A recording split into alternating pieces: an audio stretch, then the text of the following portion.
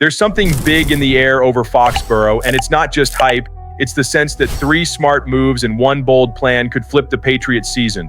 A veteran on the market might unlock the red zone, a quiet addition could reshape the defensive rotation, a resurgent name just reignited an internal battle, and a college star looks tailor-made for Drake Maye's future. The clock is ticking, the back-channel chatter is loud, and I'll ask you straight, would you make the push right now?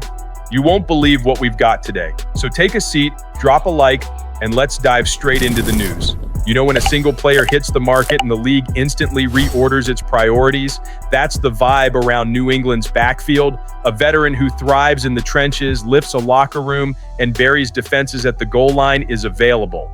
And the timing could not be sharper. He visited Tampa Bay, left without a deal, and opened a window that could slam shut the second a rival moves. The line in the sand is clear. The trade deadline, November 4th at 4 p.m. Eastern Time. The name is Jamal Williams, 30. He fits the hole left since Antonio Gibson went to IR, short yardage force, trusted pass protector, reliable finisher. Rhamondre Stevenson is the workhorse. Rookie Tre'Veyon Henderson brings burst and receiving chops. What's missing is the steady RB2 who takes punishment on 3rd down and converts inside the 5. In 2022, Williams led the NFL in rushing scores. That's not flash. It's cold efficiency, exactly what an offense under construction needs. Signals around the league make this a live possibility. Tampa pivoted to other options and left the lane open. New Orleans lost Kendre Miller, ACL, and could seek immediate help behind Alvin Kamara. If the Saints accelerate, the price rises and New England's margin shrinks. This is a quiet sprint where timing equals value. From a football standpoint, the marriage works. Blitz pickup to keep Maye clean, patient eyes to press blocks in inside zone, a sturdy frame for the 4-minute offense, and veteran calm for a young huddle. The role is clear, roughly a 15 to 25% snap share with spikes in goal to go and short yardage. The likely contract path, modest base with incentives tied to snaps and production, low risk, meaningful upside. How do fans see it? Split.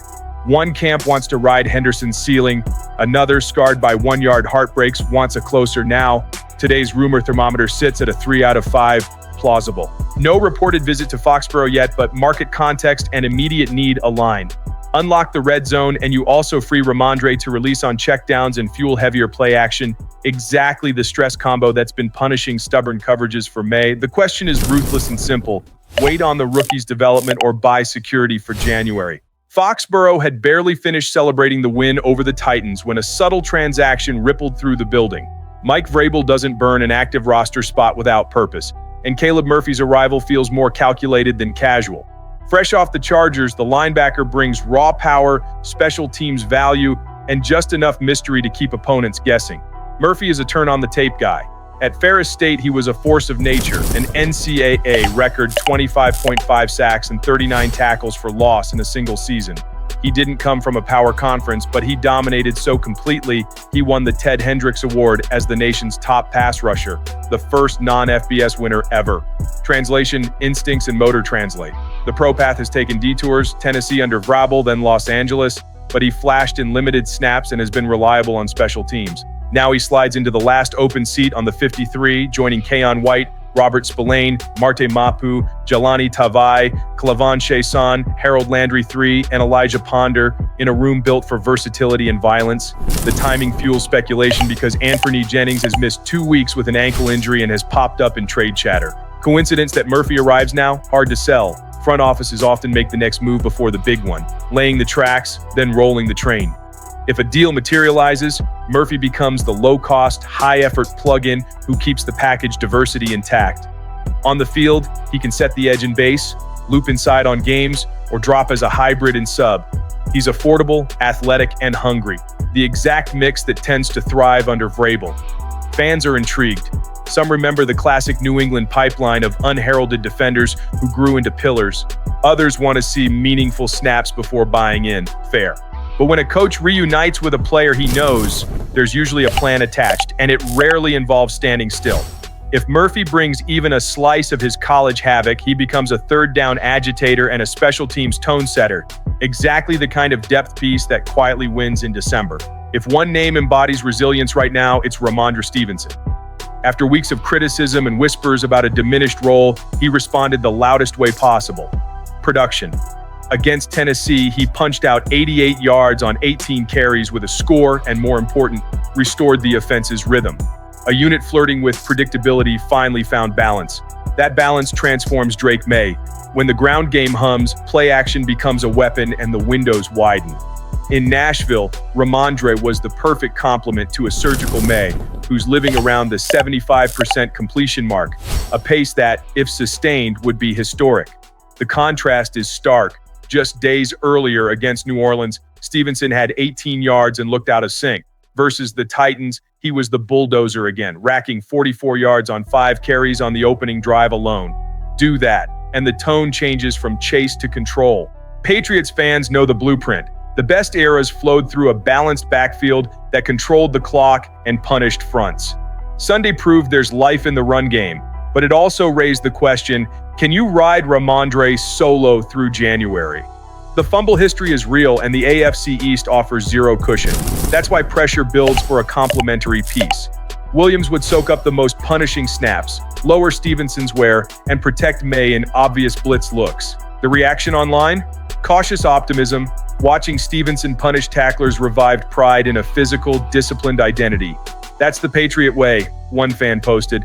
But even the loudest supporters admit stability is still the missing ingredient. Vrabel's choice is straightforward: double down on the resurgence or protect the plan with depth.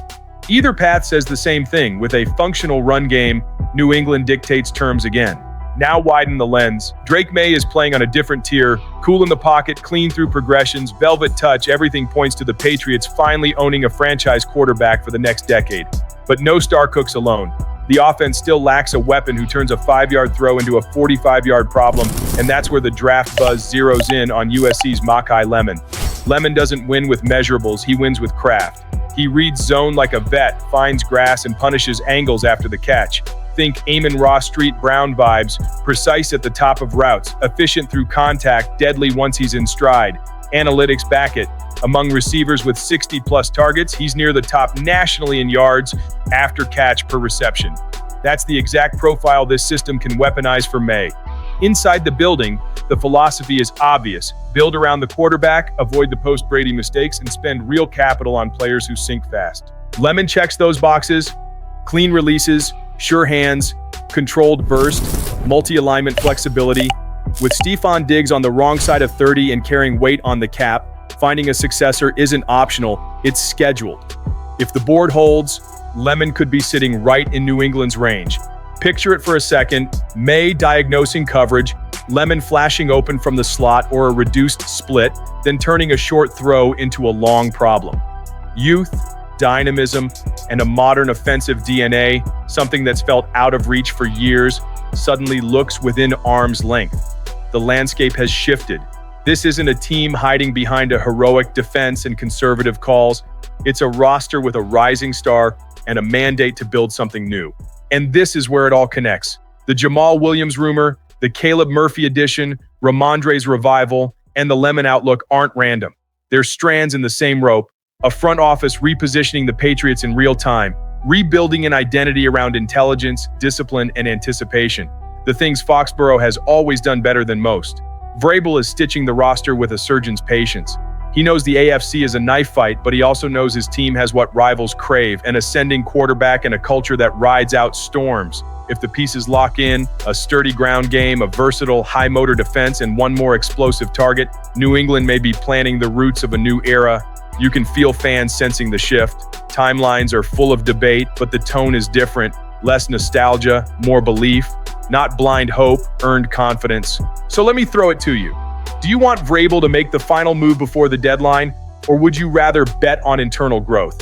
Drop your take in the comments. I want to hear it. And if you believe the Patriots are climbing again, hit like, share this with another fan, and subscribe.